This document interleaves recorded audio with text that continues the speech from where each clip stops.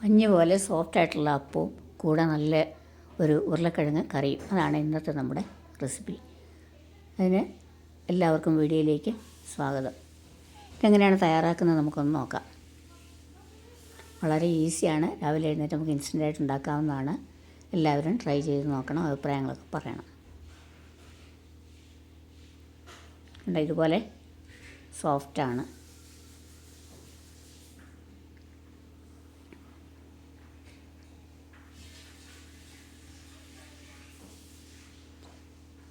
അപ്പോൾ ഉണ്ടാക്കുന്നതിനായിട്ട് എന്തെല്ലാം ഇൻഗ്രീഡിയൻസ് എടുക്കേണ്ടതെന്ന് നോക്കാം. ഒരു ഗ്ലാസ് നമ്മുടെ അപ്പം പൊടി അല്ലെങ്കിൽ പത്തിരിപ്പൊടി എന്നൊക്കെ പറയുന്നത് വളരെ സോഫ്റ്റായിട്ടുള്ള പൊടി എടുക്കണം. അതിലേക്ക് 1/2 ഗ്ലാസ് വളരെ തിന്നായിട്ടുള്ള അവൽ. കണ്ട ഇതുപോലെ ഇരിക്കുന്ന നല്ല തിന്നായിട്ടുള്ള അവൽ ചേർക്കാം.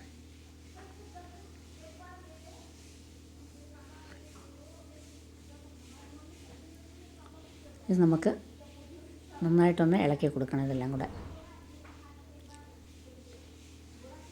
1 ഗ്ലാസ് വെള്ളം ഒഴിച്ചിട്ടുണ്ട്. നന്നായിട്ട് മിക്സ് ചെയ്യാം.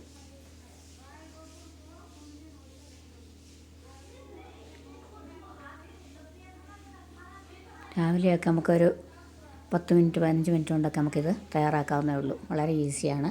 രാവിലെ ഇപ്പോൾ അരച്ചൊക്കെ വെച്ചിട്ടില്ലെങ്കിൽ രാവിലെ വളരെ എളുപ്പം തയ്യാറാക്കാം. അപ്പോൾ അവലും പിന്നെ അരിപ്പൊടിയും കൂടെ നമ്മൾ കുതിരാനായിട്ട് വെച്ചിട്ടുണ്ട്.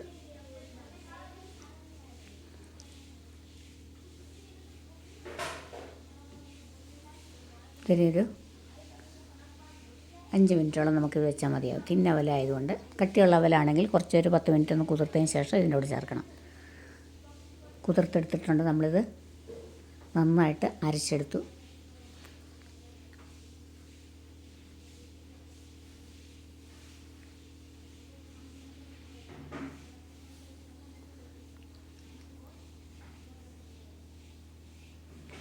അതിൻ്റെ കൂടെ 1/2 കപ്പ് തേങ്ങയോടെ അരച്ചിട്ടുണ്ട്. ക്ലിപ്പ് നഷ്ടപ്പെട്ടതുകൊണ്ട് കേട്ടോ.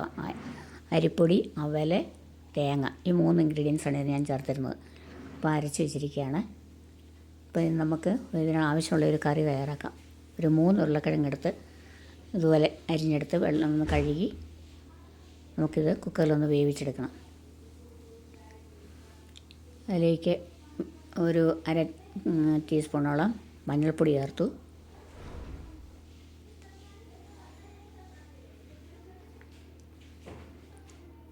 ആവശ്യമുള്ള ഉപ്പ് ചേർക്കാം. ഇതിന് നന്നായിട്ടൊന്ന് വേവിച്ചെടുക്കണം. 1 ഗ്ലാസ് വെള്ളം കൂടെ ഒഴിച്ച് നമുക്ക് വേവിച്ചെടുക്കാൻ വെച്ചിട്ടുണ്ട്. കുക്കറിനനുസരിച്ച് വിസിൽ വേണം. കുറച്ച് കൂടുതൽ വേവായാലും കുഴപ്പമില്ല. ഇത് എനിക്കൊരു 3 വിസിലുണ്ട്. ഇതുപോലെ വെന്ത് വന്നിട്ടുണ്ട്. ഇതൊന്ന് ഉടച്ചു കൊടുക്കാം. ഇനി ഇതിന് തേങ്ങ അരച്ച് ചേർക്കുകയൊന്നും ചെയ്തിട്ടില്ല എന്ന കറിയല്ല ഇത്. വളരെ എളുപ്പം അതുകൊണ്ട് തയ്യാറാക്കാം. നമുക്കിനി ഒരു പാൻ വെച്ചിട്ടുണ്ട്. അതിനെ ഒന്ന് ചൂടാക്കാൻ വയ്ക്കാം. അതിലേക്ക് 1 ടേബിൾ സ്പൂണോളം എണ്ണ ഒഴിച്ചു കൊടുക്കാം.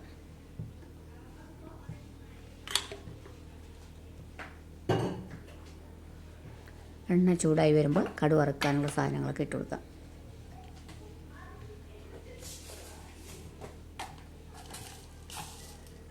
അര ടീസ്പൂൺ കടുക്,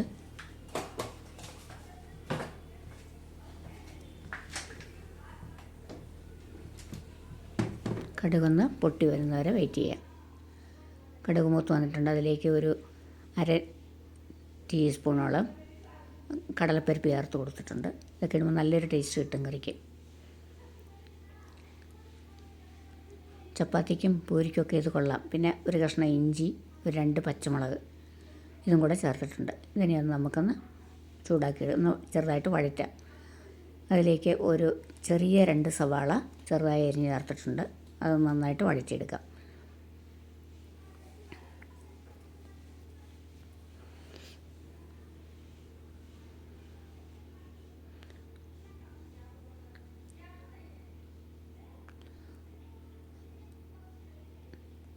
ഒരു 2 കരിവേപ്പിലയും കൂടെ ചേർത്തിട്ടുണ്ട്.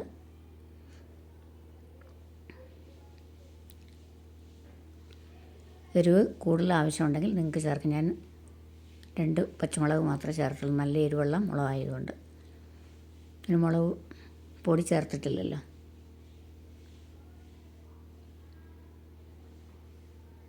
ആവശ്യമുള്ള ഉപ്പ് ചേർക്കാം.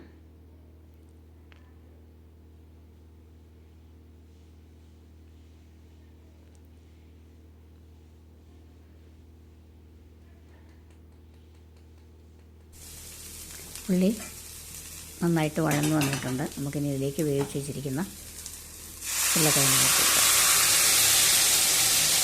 വെള്ളം കുറവെന്ന് തോന്നുകയാണെങ്കിൽ കുറച്ച് ചൂടുവെള്ളം കൂടി ചേർത്ത് നമ്മുടെ ആവശ്യമനുസരിച്ചുള്ള രീതിയിൽ കറി തയ്യാറാക്കാം.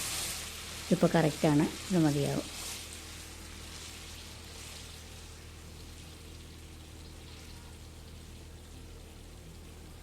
ഉപ്പൊക്കെ പാകമാണോ എന്ന് നോക്കാം. നന്നായിട്ടൊന്ന് മിക്സ് ആയാൽ മതി. ഒരു തിള വന്നാൽ നമുക്ക് കറി റെഡിയായി.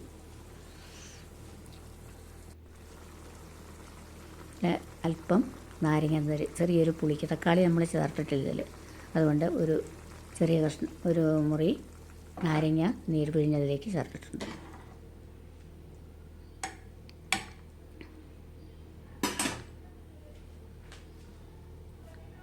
അപ്പം അങ്ങനെ വളരെ ഈസി ആയിട്ട് തയ്യാറാക്കുന്ന കറി റെഡി ആയിട്ടുണ്ട്. നമുക്കിനി അപ്പം ചുടാനായിട്ട് നോക്കാം. അപ്പം നമ്മൾ മാവെല്ലാം മിക്സ് ചെയ്ത് വെച്ചിരിക്കുകയാണ്. അതിലേക്ക് ആവശ്യമുള്ള ഉപ്പ് ചേർത്തു. ഇനി ഇൻസ്റ്റൻ്റായിട്ട് നമ്മൾ തയ്യാറാക്കുന്നതുകൊണ്ട് ഇതിലേക്ക് അല്പം ഈനോ പൗഡർ ചേർക്കുന്നുണ്ട്. ഒരു 1/2 ടീസ്പൂൺ ഈനോ പൗഡർ. ഇതില്ലെങ്കിൽ ബേക്കിംഗ് സോഡ ഒരു 1/4 ടീസ്പൂൺ ചേർത്താലും മതിയാവും. ബേക്കിംഗ് സോഡയല്ല, ബേക്കിംഗ് സോഡ. അപ്പോൾ ഇത് ചേർത്ത് നന്നായിട്ട് മിക്സ് ചെയ്യണം. നമ്മൾ ദോശ ചുടാനായിട്ട് തുടങ്ങുമ്പോൾ ഇത് ചേർത്താൽ മതി. ഉപ്പും ഈനോ പൗഡറും കൂടി ചേർത്ത് നന്നായിട്ട് മിക്സ് ചെയ്തിട്ടുണ്ട്.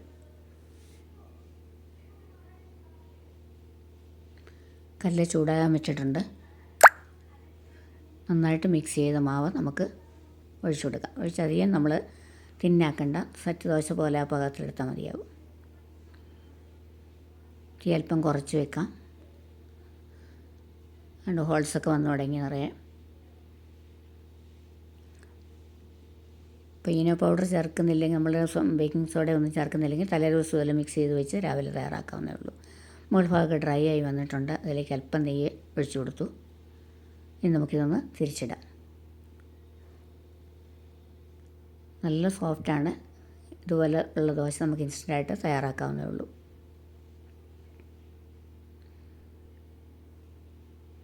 കണ്ടില്ല, നല്ല സോഫ്റ്റാണ്. ഇതുപോലെ ബാക്കിയിരിക്കുന്ന മാവ് നമുക്ക് തയ്യാറാക്കി നോക്കാം.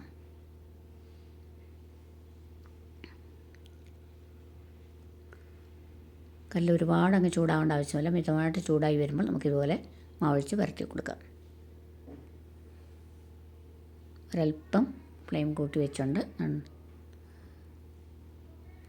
വീണ്ടും നമുക്കിതുപോലെ ദോശ തയ്യാറാക്കാം.